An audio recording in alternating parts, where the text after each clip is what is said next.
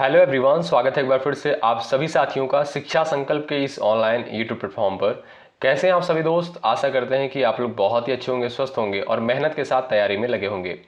साथियों, आप सभी को पता है डेली रात को 8:30 बजे सामान्य हिंदी की स्पेशल क्लास होती है जो कि बीएड एंट्रेंस एग्जाम के लिए महत्वपूर्ण है। आप किसी भी स्टेट से उस स्टेट की बीएड प्रवेश परीक्षा की तैयारी कर रहे हैं, रात को 8:30 बजे इस क्लास को करना बिल्कुल मत भूलिएगा। साथियों, यहाँ पर सेलेक्टेड क्वेश्चंस ही कवर किए जाते हैं जो एग्जाम के पॉइंट ऑफ व्यू से महत्वपूर्ण है। आप लोग पिछले वर्ष का प्रश्न पत्र उठाकर देखोगे तो इसी आधार पर जो है सवाल पूछे जाते हैं प्रत्येक वर्ष। आइए शुरुआत करते हैं बिना किसी देरी के। आप लोग पूरे धैर्य के साथ बने रहिएगा। इस क्लास में पूरे 60 प्रश्नों को कवर करने का प्रयास किया गया है और अंत में आप लोग जरूर बताइएगा कि आपने कितना स्कोर किया है, कितने सवालों को आपने बिल्कुल राइट करने का प्रयास किया है।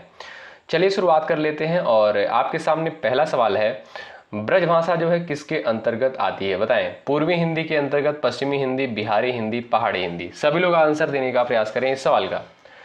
चलिए भाई, जवाब देने का प्रयास करें आप लोग। दोस्तों ध्यान रखिएगा, ऑप्शन नंबर आपका बी बिल्कुल राइट आंसर हो जाएगा। ब्रजभाषा जो है ये आपका पश्चिमी हिंदी के अंतर्गत आती है। साथियों, बात करें पूर्वी हिंदी की तो पूर्वी हिंदी के अंतर्गत कौन कौन सी बोलियां आती हैं? ध्यान रखें, अवधी हो गया, आपका बघेली हो गया, छत्तीसगढ़ी हो गया, ये सभी आपकी जो है पूर्वी हिंदी के अंतर्गत आती हैं। और बात करें दोस्तों बिहारी हिंदी तो बिहारी हिंदी के अंतर्गत आपका हो गया मगही हो गया, भोजपुरी हो गया, ये आपका जो है बिहारी हिंदी के अंतर्गत आती हैं। ठीक है भाई, तो आपका यहाँ पर कौन सा ऑप्शन करेक्ट हो जाएगा? बी ऑप्शन राइट हो जाएगा, पश्चिमी हिंदी। अगला सवाल देखें, सवाल नंबर दूसरा, निम्न में से अशुद्ध वर्तनी वाला शब्द कौन सा है? बताएं। उद्घोष, एकता, तात्कालिक, इनमें से कोई नहीं। कौन सा विकल्प आपका दोस्तों यहाँ पर बिल्कुल राइट हो जाएगा? एक बार सभी लोग बता दो। चलिए, निम्न में से अशुद्ध वर्तनी वाला शब्द कौन सा है? सभी का आंसर आना चाहिए सवाल नंबर सेकंड का। बताएं।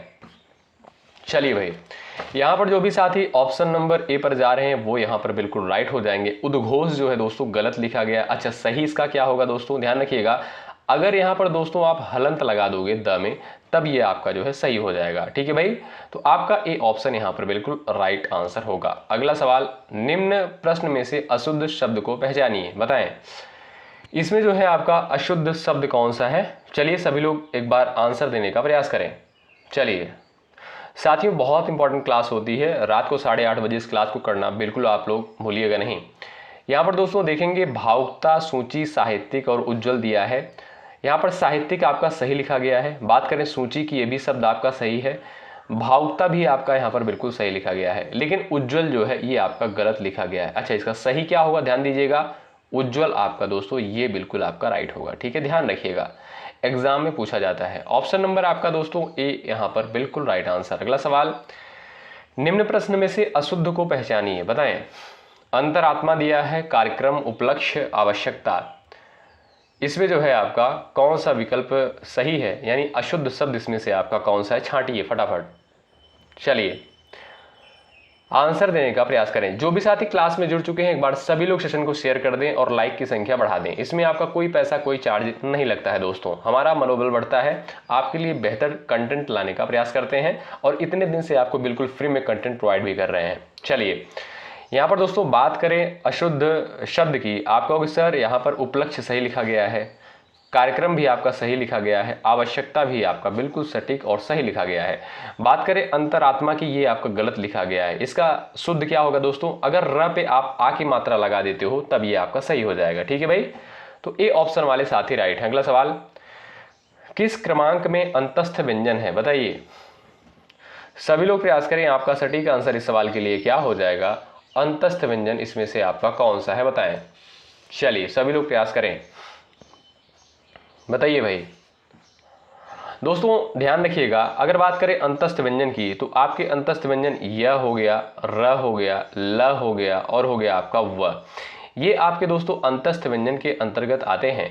और यहाँ पर देखेंगे ऑप्शन नंबर बी जो है बिल्कुल राइट हो जाएगा। य व जो है आपका अंतस्थ व्यंजन होगा। ठीक है भाई, तो बी ऑप्शन वाले साथी यहाँ पर बिल्कुल राइट है। अगला सवाल, व व्यंजन आपका कैसा है? बताएं।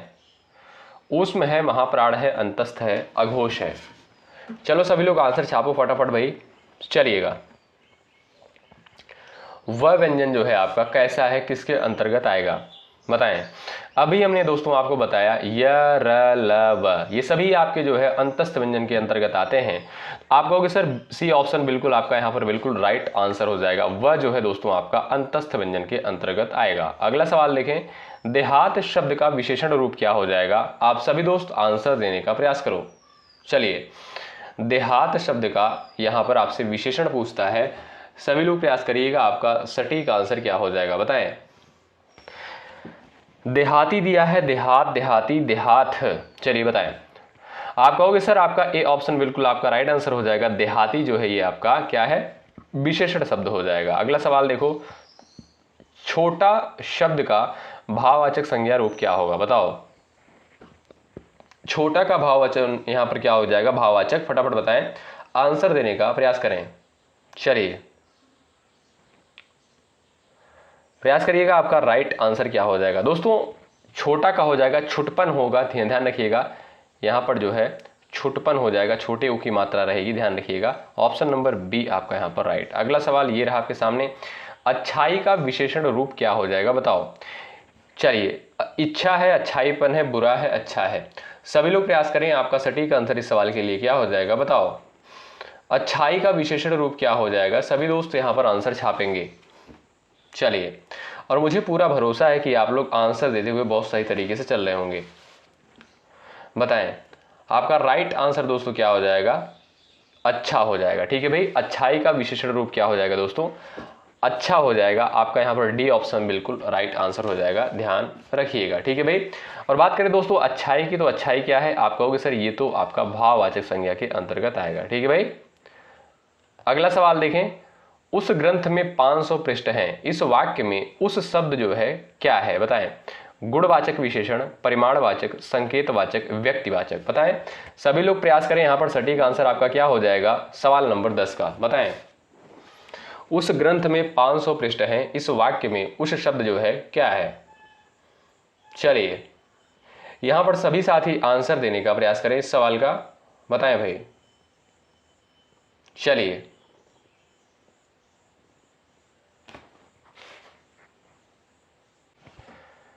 जो भी साथी ऑप्शन नंबर सी पर गए हैं वो बिल्कुल राइट हो जाएंगे। संकेतवाचक यानी संकेत यहां पर दिया जा रहा है कि उस ग्रंथ में जो है 500 पृष्ठ हैं। आप कहोगे सर सी ऑप्शन आपका बिल्कुल सटीक आंसर। अगला सवाल देख लो, श्याम धीरे धीरे चलता है। धीरे धीरे शब्द जो दिया है साथियों, ये आपका क्या है बताओ।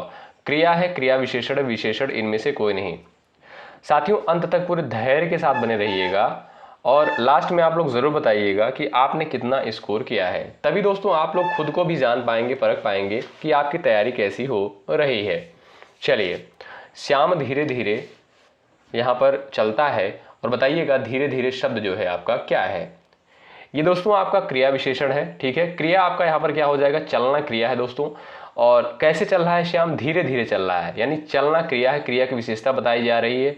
आप कहोगे सर धीरे धीरे जो है ये आपका क्रिया विशेषण है। बी ऑप्शन आपका राइट। अगला सवाल देखें, कला का अंतिम और सर्वोच्च ध्येय सौंदर्य है, वाक्य में कितने विशेषण है बताएं। ये वाक्य दिया है, कला का अंतिम और सर्वोच्च ध्येय सौंदर्य है। ये दोस्तों आपका एक वाक्य है, इसमें विशेषण कितने हैं ये आपको बताना है। चलिए प्रयास करें सभी साथी आंसर देने के लिए सवाल का। चलिए, यहां पर जो भी साथी जा रहे हैं ऑप्शन नंबर डी पर वो बिल्कुल करेक्ट हो जाएंगे। कला का अंतिम और सर्वोच्च ध्येय सौंदर्य है। यहां पर दोस्तों आपका विशेषण आपका कौन कौन सा हो जाएगा? ध्यान रखिएगा, अंतिम हो गया, सर्वोच्च हो गया और ध्येय हो गया। अंतिम, सर्वोच्च और ध्येय, ये दोस्तों आपको आपके जो है तीनों जो है विशेषण के अंतर्गत आएंगे। आप कहोगे सर ऑप्शन नंबर डी बिल्कुल राइट आंसर। अगला सवाल देख लो, कौन सा शब्द जो है संज्ञा से बना हुआ विशेषण नहीं है? ध्यान से क्वेश्चन को देखें, यहां पर नहीं है दिया है। नहीं के चक्कर में कितने सारे लोग पेपर में गलतियां करते हैं, इसलिए भाई प्रश्न को आपको ध्यान से पढ़ना है। कौन सा शब्द जो है संज्ञा से बना हुआ विशेषण नहीं है बताएं। आपका सटीक आंसर इस सवाल के लिए क्या हो जाएगा बताओ। चलिए, यहां पर साथियों देखेंगे शुभंकर क्या है? शुभंकर जो है आपका व्यक्तिवाचक संज्ञा है। और ध्यान रखिएगा व्यक्तिवाचक संज्ञा से जो है विशेषण नहीं बनाए जाते। ऑप्शन नंबर दोस्तों बी आपका यहां पर बिल्कुल राइट। अगला सवाल, कौन सा शब्द जो है संज्ञा से बना हुआ विशेषण नहीं है बताएं। प्रयास करें आपका सटीक आंसर इस सवाल के लिए क्या हो जाएगा, बताएं। कौन सा शब्द जो है संज्ञा से बना हुआ विशेषण नहीं है? प्रयास करें सभी लोग सटीक आंसर देने के लिए इस सवाल का। चलिए भाई, फेनिल, धूमिल, लौकिक, प्राथमिक। चलिए, कौन सा शब्द संज्ञा से बना हुआ विशेषण नहीं है? ऑप्शन नंबर बी आपका करेक्ट हो जाएगा, धूमिल। बी ऑप्शन वाले साथी राइट। अगला सवाल, किस वाक्य में जो है अपादान कारक है? बताइए, अपादान कारक जो है इसमें से आपका कौन सा है? सभी लोग प्रयास करिएगा। चलिए दोस्तों, आंसर देने का प्रयास करें। इसमें जो है आपका अपादान कारक किस में है? बताइए। अपादान कारक का दोस्तों चिन्ह क्या होता है? से, और जिसमें अलग होने का भाव प्रकट हो, ठीक है, जिसमें अलगाव की स्थिति हो, वहां पर जो है आपका क्या होता है? अपादान कारक होता है। बताएं, यहां पर आपको लोग ध्यानपूर्वक पढ़ें एग्जाम्पल को और आंसर देने का प्रयास करें। चलिए, यहां पर साथियों देखोगे, यदि आप, राम ने रावण को तीर से मारा, कर्ता ने कर्म को करण से, यहां पर करण कारक हो जाएगा। मोहन से अब सहा नहीं जाता, ये भी आपका करण हो जाएगा, क्योंकि करण का कारक चिन्ह क्या होता है? से होता है, ठीक है। हिमालय से गंगा निकलती है, चाकू से फल काटो। हिमालय से गंगा निकलती है, इसमें दोस्तों आपका अपादान हो जाएगा, और चाकू से फल काटो, इसमें आपका क्या हो जाएगा? आप कहोगे सर इसमें जो है आपका क्या हो जाएगा? कर्ण हो जाएगा, ठीक है भाई। तो बी ऑप्शन वाले साथी यहां पर बिल्कुल राइट। अगला सवाल देख लो, तपस्वी शब्द का स्त्रीलिंग क्या है? बताओ। छाप दो सभी लोग आंसर फटाफट, और भाई लाइक की संख्या बढ़ाते चलो। इतनी भीषण गर्मी में आपके लिए बेहतरीन कंटेंट प्रोवाइड किया जा रहा है, आपका कर्तव्य बनता है सेशन को भाई जरूर से जरूर लाइक करें, और जो भी साथी चैनल पर नए हैं सब्सक्राइब करके बेल आइकन को अवश्य प्रेस कर लीजिएगा। इतना सहयोग जो है आप लोग कर दीजिएगा बस, ठीक है। और यहाँ पर कोई फीस कुछ भी नहीं लिया जा रहा है, बिल्कुल फ्री में आपको चीजें प्रोवाइड करी जा रही हैं, आप सभी को पता है इतने दिनों से। चलिए भाई, तपस्वी शब्द का स्त्रीलिंग रूप क्या हो जाएगा? बताओ।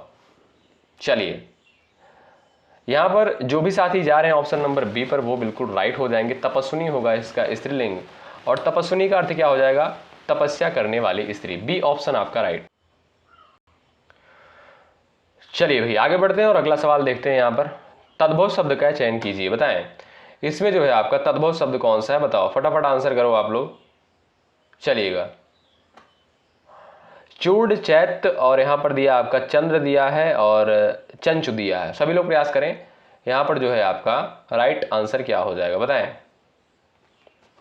साथियों, यहां पर बात करें तद्भव शब्द की, आप कहोगे सर यहां पर चैत जो होता है, ध्यान रखिएगा, चैत जो होता है ये आपका तद्भव शब्द होता है, और इसका दोस्तों तत्सम क्या होगा? ध्यान रखिएगा, चैत्र होता है। क्या? चैत्र होता है इसका तत्सम, ध्यान रखें। ऑप्शन नंबर बी आपका साथियों राइट है। अगला सवाल देख लो, उन्मना शब्द का तद्भव रूप क्या है? बताओ। चलिए, उन्मना शब्द का तद्भव रूप क्या हो जाएगा? आप सभी साथी यहां पर आंसर देने का प्रयास करें। चलिए भाई, करेक्ट आंसर आपका क्या होगा? बताएं। चलो भाई, जो भी साथी बी ऑप्शन पर जा रहे हैं वो बिल्कुल होशियार हैं भाई, बहुत तेज हैं। ऑप्शन नंबर बी आपका राइट है, अनमना हो जाएगा। बी ऑप्शन आपका राइट। अगला सवाल देख लो, असुरक्षित शब्द में कौन सा उपसर्ग लगा है? बताओ। चलिए, असुरक्षित शब्द में कौन सा उपसर्ग लगा है? प्रयास करिएगा, बताएं। यहां पर आपका राइट आंसर क्या हो जाएगा इस सवाल के लिए? सभी दोस्त बताएं। चलिए भाई, सभी लोग प्रयास करें, आपका यहां पर सटीक आंसर क्या हो जाएगा इस सवाल के लिए? बताएं। असुरक्षित शब्द में कौन सा उपसर्ग लगा है? आप कहोगे सर आपका ए ऑप्शन यहां पर बिल्कुल राइट आंसर हो जाएगा। ए यहां पर बिल्कुल राइट आंसर। अगला सवाल देखो, निम्नलिखित पद में से जो है कौन सा पद वया प्रत्यय लगाने से बना हुआ है? बताओ। चलिए, प्रयास करिएगा, आपका राइट आंसर यहां पर क्या हो जाएगा इस सवाल के लिए? सभी लोग बताएं। चलिए भाई, वया प्रत्यय लगाने से कौन सा शब्द आपका यहां पर बना है? चलिए, यहां पर जो भी साथी जा रहे हैं ऑप्शन नंबर सी पर, वो बिल्कुल राइट हो जाएंगे। और यहां पर तीन ही ऑप्शन साथियों दिया गया है, ध्यान रखिएगा, ठीक है। एग्जाम में लेकिन ऐसा नहीं आता भाई, 4 ऑप्शन आता है, तो यहाँ पर टाइपिंग मिस्टेक है। हाँ, कुछ लोग ऐसा सोच रहे होंगे सर इसमें 3 ही ऑप्शन है, क्या एग्जाम में भी 3 ऑप्शन आएगा? बहुत सारे स्टूडेंट भाई ऐसे पूछते हैं। भाई देखिएगा, 4 ऑप्शन आता है आपका। यहाँ पर बी सी ऑप्शन बिल्कुल राइट हो जाएगा। खवैया में जो है आपका वया क्या लगा है? प्रत्यय लगा है। अगला सवाल देख लो, ये आपके सामने व्यंजन संधि का उदाहरण नहीं है, बताएं। यहाँ पर आपका राइट आंसर इस सवाल के लिए क्या हो जाएगा? सभी लोग प्रयास करें, आपका सटीक आंसर इस सवाल के लिए क्या होगा? बताएं। चलिए, व्यंजन संधि का उदाहरण नहीं है? बताएं। उच्चारणम रामस्टीकते गंगा उद्गम सतचित यहां पर दिया है, बताएं। चलिए प्रयास करें। जो भी साथी आपका यहां पर सी ऑप्शन पर जा रहे हैं भाई, वो बिल्कुल राइट है। ठीक है भाई, ये आपका व्यंजन संधि हो जाएगा। इसमें दोस्तों कौन सी संधि आपको होगी? सर गुण संधि है। ठीक है, अगला सवाल संख्या यहां पर दिया संख्या गमन का सही संधि विच्छेद क्या है? बताओ संख्या गमन का सही संधि विच्छेद क्या हो जाएगा, और इसमें संधि कौन सी है ये भी आपको बताना है इस सवाल के लिए। बताओ भाई, फटाफट आंसर देते चले हो आप लोग भाई। चलिए, संख्या गमन का सही संधि विच्छेद क्या हो जाएगा? चलिए प्रयास करें। राइट आंसर हो जाएगा दोस्तों आपका क्या? सखी प्लस आगमन हो जाएगा आपका यहाँ पर दोस्तों। ए ऑप्शन बिल्कुल राइट आंसर हो जाएगा। ध्यान रखिएगा, ए ऑप्शन आपका यहाँ पर बिल्कुल सटीक आंसर हो जाएगा। ठीक है, और बात करें दोस्तों यहाँ पर संधि की, आप कहोगे सर इसमें यण संधि हो जाएगा। ठीक है, यण संधि का उदाहरण है, ध्यान रखिए। अगला सवाल नवोड़ा का सही संधि विच्छेद क्या हो जाएगा? बताओ इसमें जो है आपका राइट आंसर क्या हो जाएगा इस सवाल के लिए? सभी लोग प्रयास करें भाई। चलिए बताएं। जो भी साथी जा रहे हैं ऑप्शन नंबर ए पर, ए दोस्तों आपका गलत होगा। ठीक है, बड़ा वो नहीं होगा। ठीक है, 9 प्लस उड़ा और यहाँ पर 9 प्लस उड़ा, ऑप्शन नंबर सी जो दिया है यही आपका बिल्कुल राइट आंसर। अगला सवाल यदि अ या आ के बाद ई आए तो दोनों मिलकर ए हो जाते हैं, यह स्वर संधि कहलाती है। दीर्घ स्वर संधि, वृद्धि स्वर संधि, गुण स्वर संधि, अयाद स्वर संधि। बताएं। चलो भाई सभी लोग फटाफट आंसर देने का प्रयास करो इस सवाल के लिए, सबका आंसर आना चाहिए। बताएं आपका राइट आंसर इस सवाल के लिए क्या होगा? बताओ। आप कहोगे सर गुण स्वर संधि, ऑप्शन नंबर जो सी दिया है दोस्तों ये आपका बिल्कुल राइट आंसर हो जाएगा। ध्यान रखें। अगला सवाल आपके स्क्रीन पर है, 27 से 29 तक आपको यहाँ पर बताना है। आपको आंसर करना है निम्नलिखित प्रत्यय शब्द के लिए उसके नीचे दिए गए विकल्पों में से उपयुक्त समास छांटिए। बताएं। सभी लोग प्रयास करें। यहां पर लंबोदर में कौन सा समास है? प्रयास करिएगा आंसर देने के लिए। लंबोदर में जो है कौन सा समास है? बताओ। बिल्कुल साधारण सा क्वेश्चन है। चलिए, लंबा है उदर जिसका अर्थात भगवान Ganesh, option number C correct हो जाएगा। बहुब्रीहि समास का एग्जाम्पल है। सी ऑप्शन वाले साथी यहां पर बिल्कुल राइट हो जाएंगे। ध्यान रखें। अगला सवाल देखें, नवग्रह, यहां पर बताइएगा कौन सा समास है? नवग्रह शब्द में कौन सा समास है? बताओ। द्विगु, तत्पुरुष, द्वंद्व और कर्मधारय, 4 ऑप्शन आपके सामने दे दिए गए हैं। प्रयास करिएगा आंसर देने के लिए इस सवाल के लिए। देखते हैं किसका किसका आंसर आता है इस सवाल के लिए। बताओ भाई, चलो फटाफट आंसर करो इस सवाल के लिए भाई। करेक्ट आंसर क्या होगा? बताओ। नवग्रह में जो है आपका यहाँ पर कौन सा समास हो जाएगा? नवग्रहों का समाहार। तो यहाँ पर दोस्तों आपका क्या हो जाएगा? बताओ। चलिए, आप कहोगे सर पहला पद संख्यावाची है, द्विगु समास हो जाएगा। बिल्कुल बेसिक सा सवाल। अगला सवाल ये रहा, देशांतर में बताओ कौन सा समास है? बताओ देशांतर में कौन सा समास है? यहाँ पर सभी लोग प्रयास करें भाई। कर्मधारय, तत्पुरुष, द्वंद्व और बहुब्रीहि, 4 ऑप्शन आपके सामने दे दिए गए हैं। आंसर छाप दो सभी लोग। देशांतर में कौन सा समास है? बताएं। चलिए,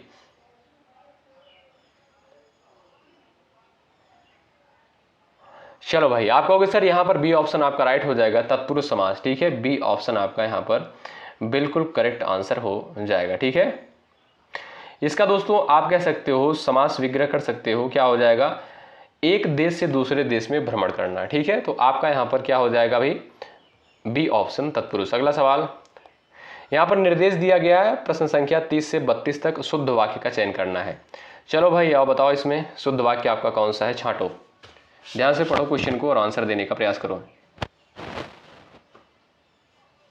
चलिए, इसमें जो है आपको क्या करना है दोस्तों? शुद्ध वाक्य का चयन करना है। प्रयास करिएगा आपका राइट आंसर क्या हो जाएगा? बताएं।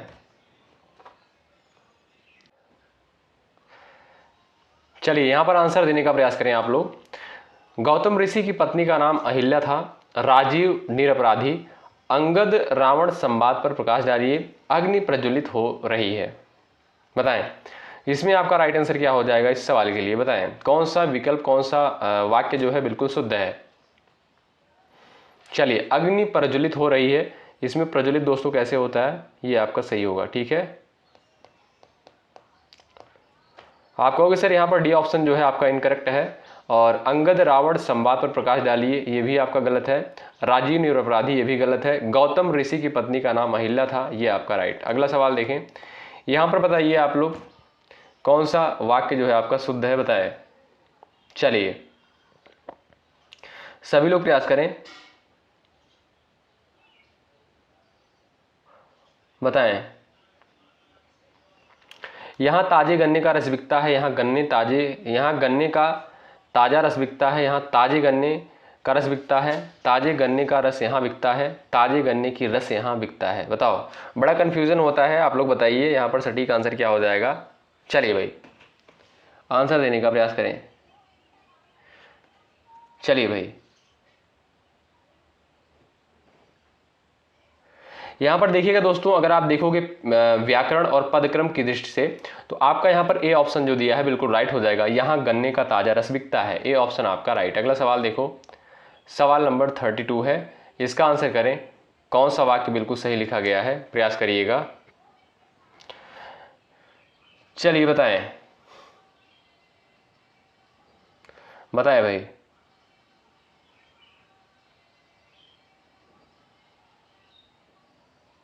यहां पर आपका सटीक आंसर क्या हो जाएगा, जब तक मैं नहीं आऊं इस समय तक पढ़ते रहना, ये गलत है। जब तक मैं ना आऊं तब तक तुम पढ़ते रहना, इसको छोड़ते हैं। जब तक मैं ना आऊं उस समय तक तुम पढ़ते रहना, ये भी गलत है। जब तक मैं नहीं आऊं तब तक तुम पढ़ते रहना, यहां पर बताइए कौन सा आपका सही हो जाएगा। चलिएगा, यहां पर देखिएगा दोस्तों, आपका जो डी ऑप्शन है ये आपका सही लग रहा है। क्यों भाई, जब तक मैं नहीं आऊं तब तक तुम पढ़ते रहना। ठीक है, यहां पर आपका डी ऑप्शन करेक्ट हो जाएगा। जो भी साथी डी ऑप्शन पर गए हैं वो यहां पर बिल्कुल राइट हो जाएंगे। ठीक है भाई, डी ऑप्शन आपका करेक्ट होगा इस सवाल का। अगला सवाल, संकेतवाचक वाक्य में, यहां पर बताइए संकेतवाचक वाक्य इनमें से कौन सा है, बताएं। चलिए प्रयास करें, राइट आंसर क्या हो जाएगा। संकेतवाचक वाक्य इसमें से कौन सा होगा। यदि सुकेत आया तो जुबिन दिल्ली जाएगा, ऑप्शन नंबर सी जो दिया है ये आपका संकेतवाचक वाक्य का उदाहरण है। अगला सवाल, द्विज शब्द का अर्थ क्या होता है, बताओ। द्विज शब्द का अर्थ क्या हो जाएगा, सभी लोग आंसर छाप दो। चलिए साथियों, द्विज का अर्थ होता है चंद्रमा भी होता है, ब्राह्मण भी होता है, दांत और पक्षी, ये सभी होते हैं, ध्यान रखिएगा। आपका यहाँ पर कौन सा ऑप्शन करेक्ट हो जाएगा, ये सभी, डी ऑप्शन आपका राइट। अगला सवाल देखो, सुगम शब्द का विलोम क्या हो जाएगा, बताओ। सुगम का विलोम क्या हो जाएगा, छाप दो सभी लोग आंसर भाई। चलिए भाई, सुगम का विलोम क्या हो जाएगा, बताओ। जो भी साथी बोल रहे हैं दुर्गम होगा वो बिल्कुल राइट है, होशियार है, ऑप्शन नंबर बी बिल्कुल राइट है। अगला सवाल देख लो, खंडन का विलोम शब्द क्या है, बताओ। सभी लोग आंसर करो, खंडन का विलोम शब्द क्या हो जाएगा, प्रयास करें। चलिएगा भाई, लाइक की संख्या आप लोग बढ़ाते चलो। जो भी साथी चैनल पर नए हो सब्सक्राइब करके बेल आइकन को अवश्य आप लोग प्रेस कर लेना। ठीक है भाई, चलो। खंडन का विलोम शब्द आपका क्या हो जाएगा, आप कहोगे सर यहाँ पर आपका राइट आंसर क्या हो जाएगा, समर्थन होगा। क्यों भाई, ऑप्शन नंबर आपका ए बिल्कुल राइट हो जाएगा। ठीक है, मैं आपकी बातों का खंडन करता हूं, कहा नहीं जाता ऐसे, तो आप कहोगे सर इसका जो विलोम होगा समर्थन होगा, ए ऑप्शन राइट। अगला सवाल, जिसका विभाजन न किया जा सके, एक शब्द उसके लिए क्या होगा, बताओ। जिसका विभाजन न किया जा सके उसके लिए एक शब्द क्या हो जाएगा, बताओ। सभी लोग प्रयास करें, उसमें हमें लगता है पूरा भरोसा है कि आप लोग गलतियां करोगे, क्योंकि गलती इस क्वेश्चन में करी गई है। चारों ऑप्शन आपके गलत हैं। ठीक है, जिसका विभाजन न किया जा सके उसे क्या बोलते हैं, अविभाज्य बोलते हैं। और अविभाज्य यहाँ पर गलत लिखा गया है दोस्तों, अविभाज्य आपका इस तरीके से होता है। ठीक है, ध्यान रखें, अविभाज्य होगा। तो आपका यहाँ पर चारों ऑप्शन गलत। अगला सवाल देख लो, जहां पहुंचना कठिन हो उसके लिए एक शब्द क्या होगा, बताओ। जहां पहुंचना कठिन हो उसके लिए एक शब्द क्या हो जाएगा, सभी लोग प्रयास करें। चलिए भाई, सभी का आंसर आना चाहिए, जहां पहुंचना कठिन हो। यहाँ पर जो साथी बोल रहे हैं ऑप्शन नंबर ए सही होगा, वो बिल्कुल राइट है, दुर्गम हो जाएगा, ए ऑप्शन सटीक। अगला सवाल, सिर आंखों पर बैठाना, इस मुहावरे का अर्थ क्या हो जाएगा, बताओ भाई। आंसर देने का प्रयास करें, बताएं राइट आंसर क्या हो जाएगा, प्रयास करें। चलिए,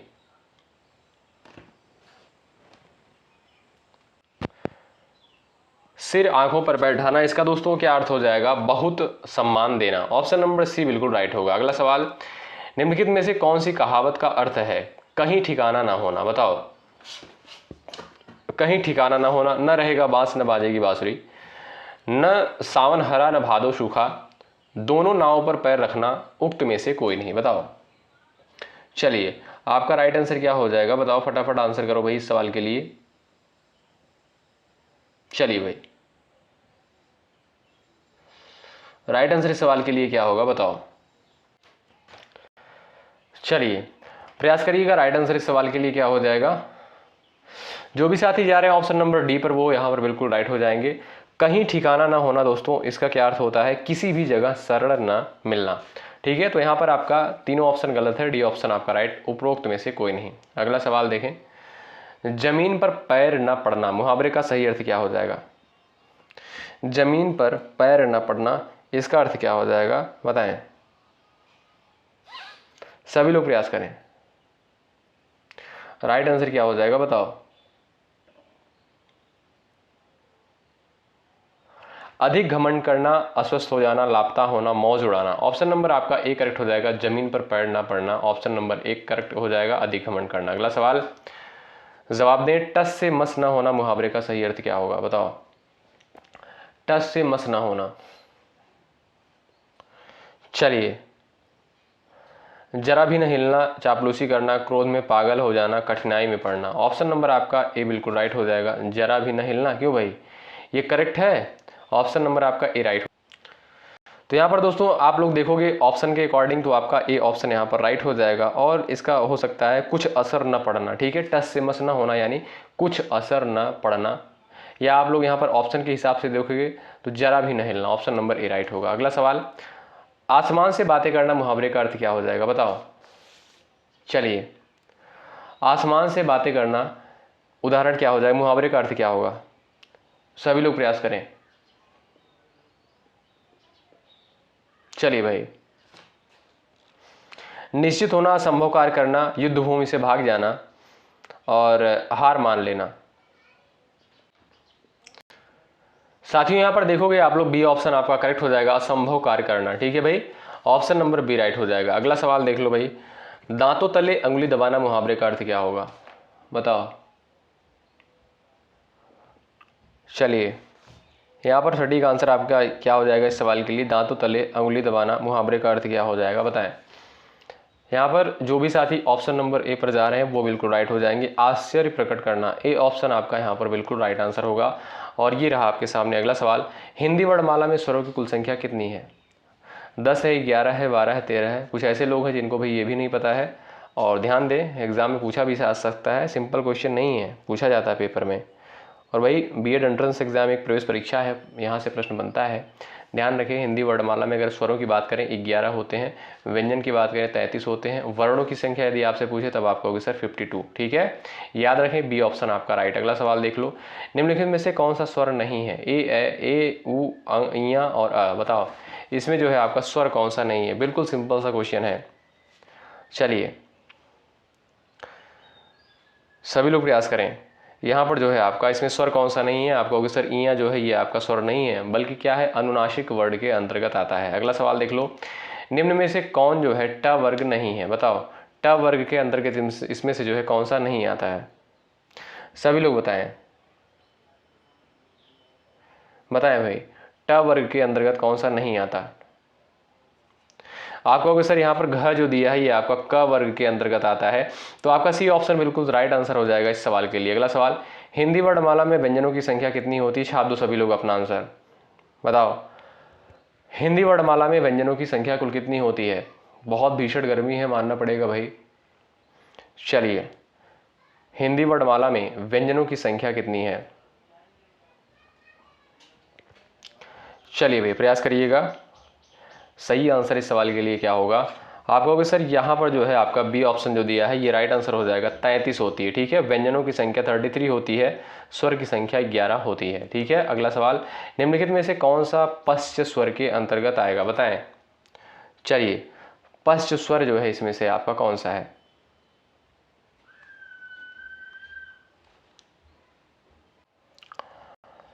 बताइए भाई, प्रयास करिए आप लोग, यहाँ पर राइट आंसर क्या हो जाएगा।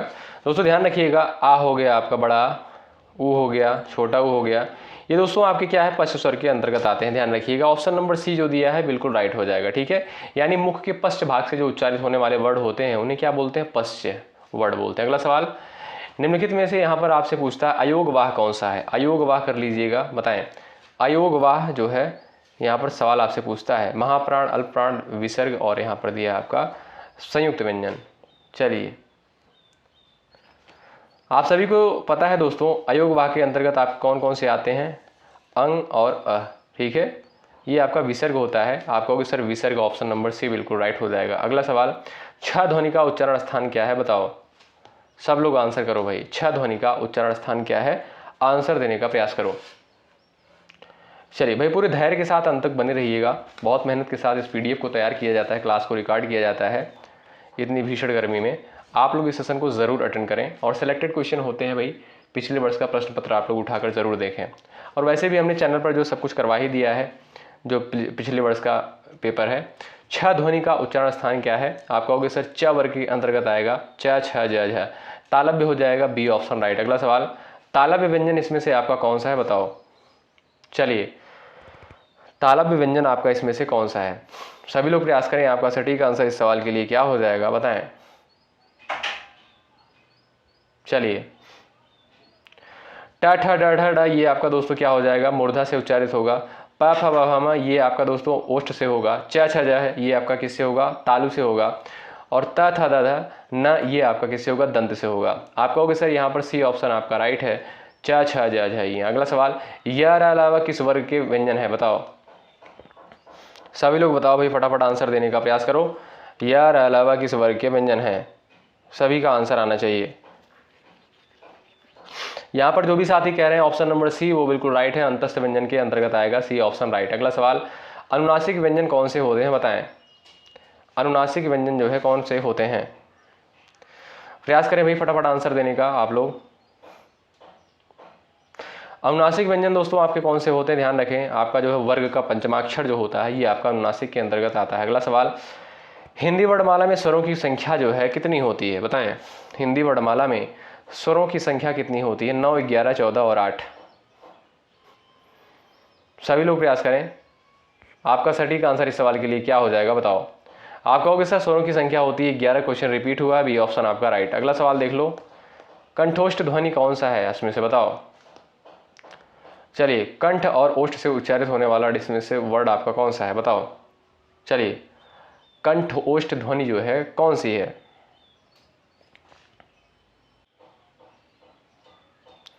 यहाँ पर दोस्तों देखोगे आप जो और लिखा गया है ये आपका राइट आंसर हो जाएगा। और की जगह आप र काट लीजिए इसको, ठीक है, ओ कर लीजिए, ठीक है। ये आपका जो है जैसे ओ हो गया, अ हो गया, ये आपका जो है कंठोष्ठ के अंतर्गत आता है। ऑप्शन नंबर बी दोस्तों आपका राइट। अगला सवाल, भाषा निर्माण की इकाइयों का सही अनुक्रम क्या है, बताएं। चलिए, भाषा निर्माण की इकाइयों का सही अनुक्रम क्या है, सभी लोग आंसर छाप दो भाई, फटाफट आंसर दो। चलिएगा, बताएं।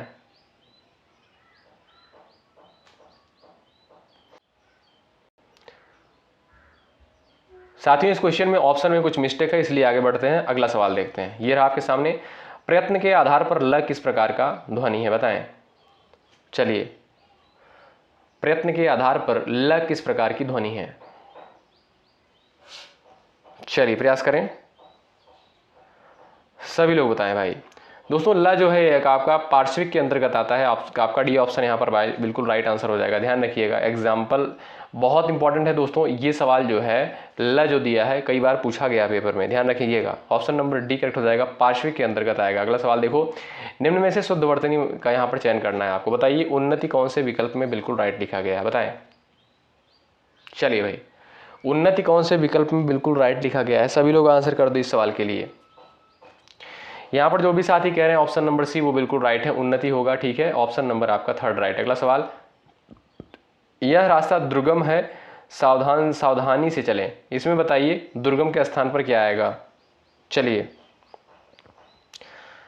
क्वेश्चन को ध्यान से देखें और आंसर करें। और ये लास्ट क्वेश्चन इस क्लास का। यहाँ पर दोस्तों देखोगे दुर्गम जो लिखा गया ये गलत लिखा गया, दुर्गम होगा ऑप्शन नंबर बी आपका राइट हो जाएगा। यह रास्ता दुर्गम है, बी ऑप्शन आपका दोस्तों यहाँ पर राइट आंसर हो जाएगा। अब आप लोग बताएं कि आपने इन 60 सवालों में से कितने सवालों को बिल्कुल राइट किया है, और ये क्लास आपको कैसी लगी एक बार कमेंट बॉक्स में जरूर बताएं। और एक बार सभी लोग सेशन को लाइक कर दें, और जो भी साथी चैनल पर नए हैं सब्सक्राइब करके बेल आइकन को प्रेस कर लें, क्योंकि आपके लिए मेहनत किया जा रहा है। आपका कर्तव्य बनता भी सेशन को जरूर लाइक करें, हमारा भी मनोबल बढ़ाएं आप लोग, और इसी तरीके से आप लोग बने रहें। मिलते हैं आपसे नेक्स्ट क्लास में, तब तक के लिए बाय बाय, टेक केयर। मेहनत के साथ आप लोग तैयारी में लगे रहें। मैं फिर से आपसे कह रहा हूं, डेली आप लोग 2 प्रैक्टिस सेट लगाओ रीजनिंग के जरूर, क्योंकि स्कोरिंग सब्जेक्ट होता है, आप सभी जानते हैं। इसलिए मेहनत के साथ आप लोग जरूर पढ़ो। गर्मी तो बहुत ज़्यादा है, लेकिन पढ़ाई करते रहो आप लोग, सोना कम कर दो। ठीक है, शुक्रिया। जय हिंद, जय भारत।